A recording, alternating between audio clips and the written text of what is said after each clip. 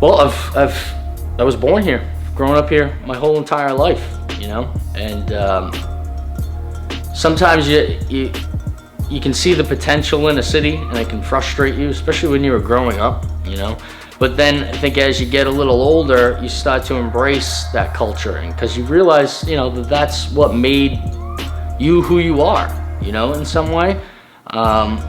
New Bedford has a great art scene, so that's really kept me around here, and a lot of positive people that are encouraging with your artwork. But also part of it is the fact that I did have such a shitty education growing up, and New Bedford High School was at the top of their game then, but not with the arts. And so in some way it's kind of, me saying, look, you can still do it, no matter what you get.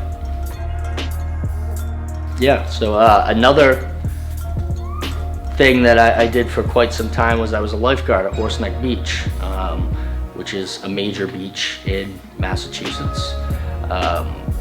I've seen everything there, being a rescuer, and I've performed CPR, I've pulled people out of the ocean, I've loaded dead bodies into helicopters, I've pretty much, New Bedford's Baywatch, Westport's Baywatch. But, so when I first kind of joined those guys, and it is a brotherhood, and it's something that people that work there, no matter if you work there for a year or 17 years like I did, there is a bond there between people. So part of that is always, ribbing other people and kind of poking fun. So when I first started there as a cocky rookie at 19, I decided to poke fun at the guys that had been there for a while. And I noticed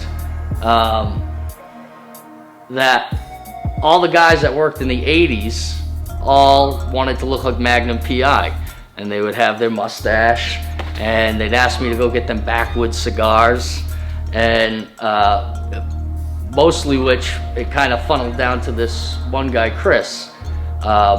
Same thing though, the mustache, the cigars, and eventually I wanted to kind of rib him a little bit, and I started to draw cartoons of this little Magnum PI character. We used to always joke that, they're always watching, they're always judging us because we were the young bucks.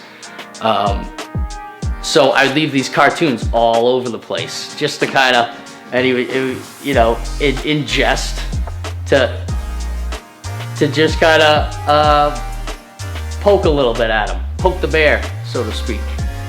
And eventually, as I started getting more and more into street art, it just made sense to me, like, oh, why don't I use this as a symbol? It's something I've probably drawn 1,000 times, and then that slowly morphed into what it is now.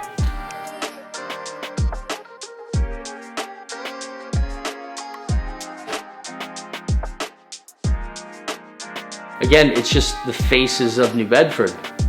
And if you're traveling the same route every day, you could pick them out of a lineup if you wanted to. But I also think that it's a growing concern in this area. People panhandling, people have different thoughts on that, whether it's right, whether it's wrong. In some way, I just want to kind of bring it a little more to attention. I think a lot of us are guilty of sometimes burying our heads in our phones when, people are walking by. And I'll tell you, if I have my window open and I say hi to somebody, him or anyone, they're always open to talk, and you get a feel if this is someone you should help or if you shouldn't help.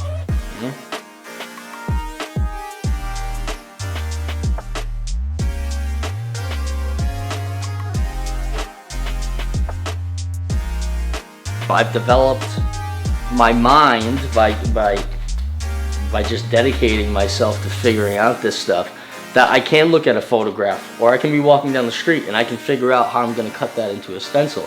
It's a visual language, I happen to think that hopefully people see it as an original visual language in some way, and it's really sort of just boiling everything down into shapes, and that could be shapes that I find through lighting, through shadows, but then thinking about everything kind of coming together as almost like a mosaic or a piece of stained glass in the end.